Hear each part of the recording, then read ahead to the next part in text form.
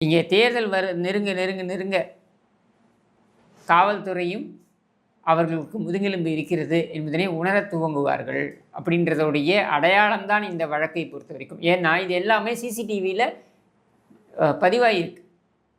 சிசிடிவியில் பதிவாகிருக்கின்ற விஷயத்தை நீங்கள் என்ன பண்ண முடியும்? வாய் தகராறு நடந்திருக்கு. அதாவது இவங்க போய் சாப்பிட போகிறாங்க. திருமங்கலத்தில் இருக்கக்கூடிய ஒரு ஹோட்டலில் இவங்க சாப்பிட போகிறாங்க. இவங்க சாப்பிட போகிற அதே இடத்துல இந்த இந்த இந்த இவன் இருக்கான் இல்லையா, அந்த தனசேகரனுடைய பேரன் சந்துரு, இந்த கும்பலும் வருது. இவங்க வந்த உடனே அங்கே வாய் தகராறு ஏற்படுகிறது. இந்த வாய் தகராறில் அந்த பையனை இழுத்து போட்டு அடிக்கிறாங்க. ஏன் அடிக்கிறீங்க அப்படின்னு கேள்வி கேட்க மற்ற சக மாணவர்களும் வராங்க.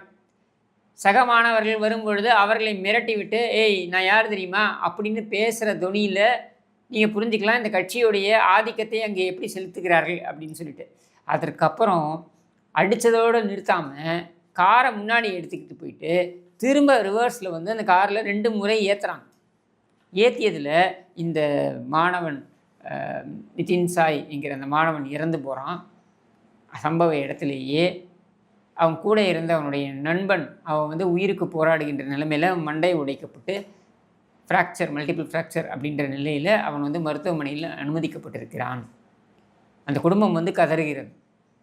இதை வழக்கை எப்படி இவர்கள் திசை திருப்ப வேண்டும் என்று முயற்சிக்கிறார்கள் இப்பொழுது என்றால்,